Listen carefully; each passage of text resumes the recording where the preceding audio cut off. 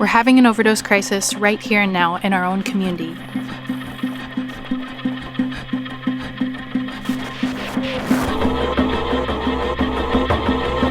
I was like a soccer mom. I would do my bit in the morning, get up and just power through my day.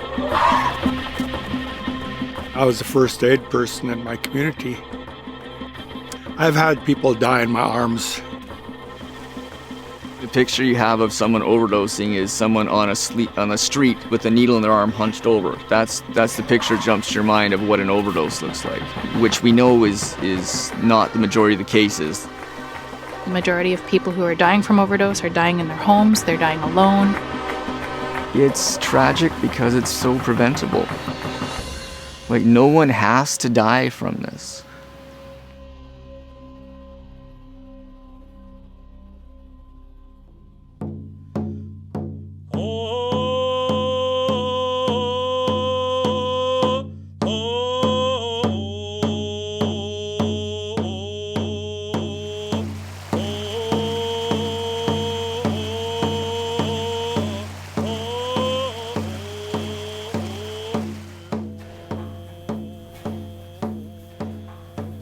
My name's Connie Long, and I used to be a heroin addict.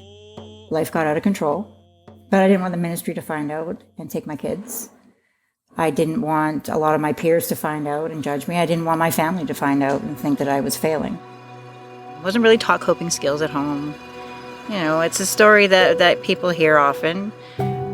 What's unique, I think, about my story is where I'm at now and how I got here. And how I got here is with care and support from people who believe that we're not just drug addicts. It is quite heart-wrenching, to get these people to a point of talking to me, and just at that point they die. And I say, why couldn't have been here last week? Why could we, all those different things cross your mind. When I was 30-something, you didn't ask for help. Women didn't ask for help. You're at home raising your kids. You got through stuff. And I really didn't actually see the issue with it until I couldn't afford it anymore. And then it was a big issue.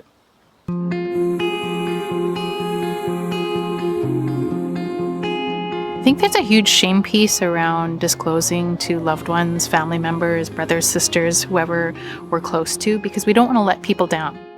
There's such a diversity in people who use drugs recreationally or to cope. That's the core of the issue, is that people will experience judgment, and then from there could be shamed, or it could trigger shame within them. I guess one story that they may be telling themselves is that I need to do this on my own. I need to be self-sufficient. I need to be self-reliant, and I cannot show anyone that I'm vulnerable and cannot handle this. Our people, these are my aunties, my uncles, my sisters, my brothers. These are my people in my community that are experiencing overdose at a disproportionate rate. In a traditional household, there's no shame in asking for help. There should only be pride in the fact that somebody asked for help. We should honor that, because they're doing something beautiful. Because I've been that person that didn't have anywhere to go. Somebody walking by and throwing a shoe at me. That only adds to the shame. It's just not how we're supposed to treat people.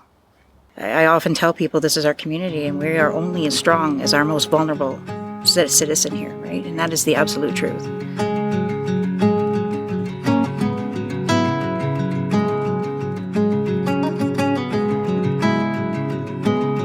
It's highly likely that people in your life that you're related to, these could be your brothers, your sisters, your cousins, your parents even, are at risk of dying from overdose. There are many patients who were afraid to begin with to come talk to their family doctor about their use of drugs.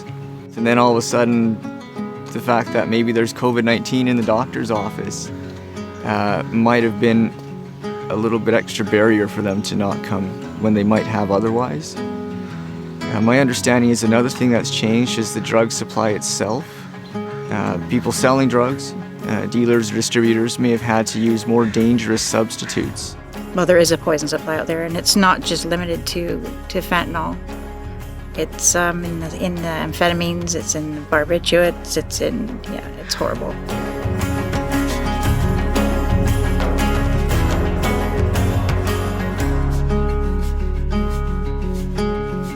These are people that have jobs, that have their own homes, that are still maintaining their family relationships, maybe using some drugs in order to, as a stimulant. The demands of a job where the hours are long, the work is very hard. They may need something to boost their energy, so they may be using a stimulant.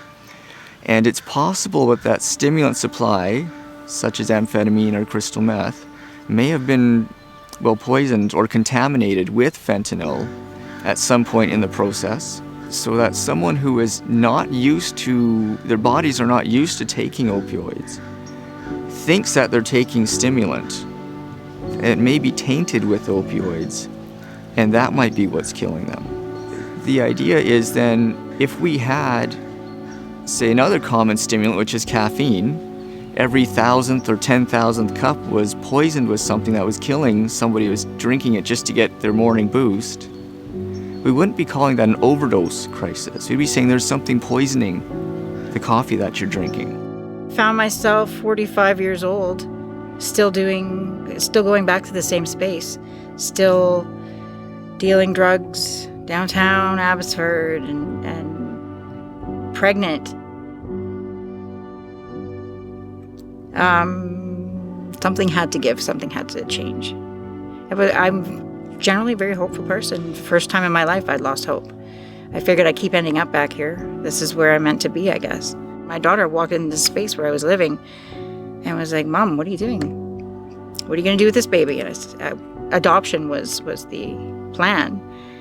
And she just said, this is what you're good at. Just have your baby. And it wasn't even really the words that it was just the fact that she was there, and in that it was a very critical moment for me, and to have someone that actually cared to show up and let me know that I was able to move forward, that I was able to change what was going on in my life at that moment, and I took it and ran with it. In traditional society, the person who cleans up the sweat lodge, tidies it all up, is very important. That might be the apprentice to be able to do that in the future. Well, we need to expand that to all things. Teachers and people who build homes, or fathers who stay home while a mother goes to work. We need to value all people. I think the best thing that ever happened to me was making a choice, or realizing that I had a choice. Drug addict is not who I am. It's just somewhere I've been. Overdose crisis has brought addiction to the top of mind of so many people. And that's really promising, because the more we talk about it and the more we help with accurate information, the more we can clearly see what the real problem is and begin to tackle it. There is somewhere to go, that there is somewhere you can make that change, that choice for yourself. And we go and we blame. Yes, you're pointing and blaming all those, but what about these other 3 fingers pointing back at you? What have you done? You got 3 fingers pointing at you, so what are you doing? What you gonna do today? What you gonna do tomorrow? So some small achievable things that people can do if they're choosing to use drugs are, first off and most importantly, are to have conversations with your loved ones, whether it's your friends, your family, parents, brothers, sisters, or if that's not safe and you need to use by yourself, there's the Lifeguard app that you can download on your phone, and you check in to say that you're going to use, and after a certain amount of time you check in to say, yes, I'm alive and safe. There's the Narcan kits that are being given out in different community centers and as well available from the pharmacies, so that if you are using with friends, that they can have that available. We all need to stay open to learning, and I'm learning, you're learning, and we can do that together.